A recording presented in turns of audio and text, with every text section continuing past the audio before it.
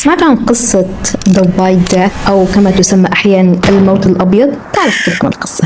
القصة باختصار إن الأسطورة تحكي عن شبح أو كيان غامض يلقب بالموت الأبيض، وتقول الرواية إنه إذا سمعت أو قرأت قصته يبدأ هذا الكيان بمطاردتك، ويقال إنه من يطارد الموت الأبيض يبدأ أولا بسماع طرقات على الباب، طرقة واحدة في البداية ثم تزداد مع الوقت، مع كل طرقة يقترب أكثر فأكثر ولا يتوقف إلا عندما يقترب ليخفي أثرك وكأنك لم تكن موجودا أبدا. ويقال أيضا أن السبب وراء ظهوره هو كراهية هذا الكيان لوجود أي شخص يعرف عنه، لذلك كل من يروي قصته أو يسمعها يكون قد وقع على نهايته.